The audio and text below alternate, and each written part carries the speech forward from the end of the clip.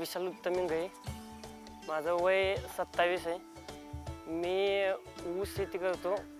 Soybean, ज्वारी, गहू, भुईमूग आणि कांदा असतो माझ्याकडे.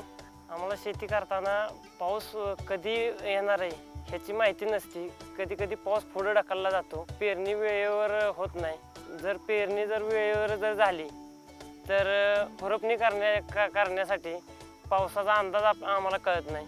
काढणी वगैरे झाली नंतर पीक आपण जेव्हा मार्केटमध्ये न्यायचं असतं तेव्हा मार्केटचा फिक्स रेट कळत नाही. रेट अपडाऊन होत राहतात ना. दलाल त्यातनं आणि त्यांचं पर्सेंटेज काढायला बघतात. खते किंवा बियाणे विकत घेताना प्रॉब्लेम येतात. मार्केटमध्ये पेरणी टायमिंगला खतं किंवा बियाणे उपलब्ध नसते.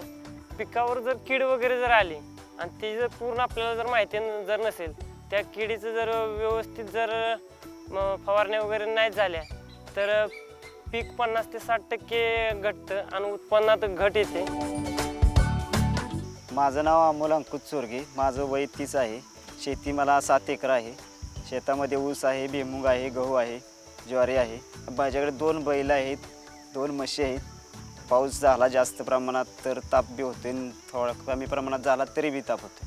पाऊसचे प्रमाण जर कमी जादा झाल्यामुळे जरा शेतामध्ये उत्पन्नात बी घट होती आणि उत्पन्न वाढले तरी मार्केटमध्ये विकायला त्रासदायक होते. त्यामुळे तिथले मार्केटमधला बी दर आम्हाला फायनली कळत नाही.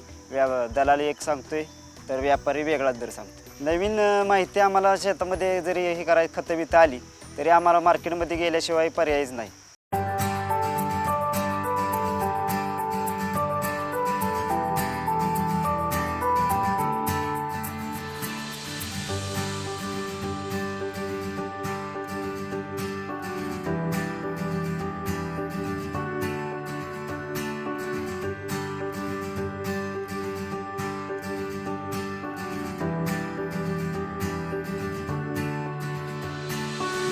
आम्हाला जर रोज जर मेसेजमध्ये जर कळाले तर आम्ही मार्केटमध्ये जाऊन दुकानदाराच्या हक्कानं सांगू शकू की आम्हाला हा दर द्यावा.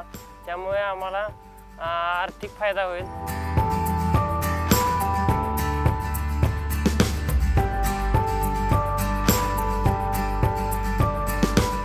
SMS आल्यानंतर आपल्याला पुढचं आधी गरज कळणार आहे. जरी पावसाचं वातावरण झाले, समजा आपलं पीक काढायला आले त्याच्यामुळे आपलं आपण काढू शकतो. पीक गावल्यावर परत मार्केटमध्ये गेल्यावर त्याचा आपल्याला फायदा होणार आहे. असं मला जर कळालं की मेसेजद्वारे की एखाद्या शेतकऱ्याने चांगलं उत्पन्न कशा पद्धतीने घेतले तर त्याच पद्धतीचा वापर मी माझ्या शेतात घेऊन चांगलं पीक आणण्याचा प्रयत्न करेन.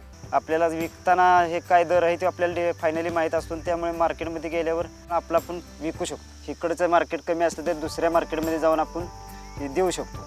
SMS द्वारे कुठली माहिती पाहिजे ती मी ठरवू शकतो. त्यामुळे मला दुसऱ्यावर अवलंबून राहायची काही गरज नाही. आधी शेतकऱ्याला माहितीसाठी भटकावं लागत होतं. अशी सुविधेतून माहिती जर चालून आली तर शेतकऱ्याच्या जीवनात फायदा होऊ शकतो.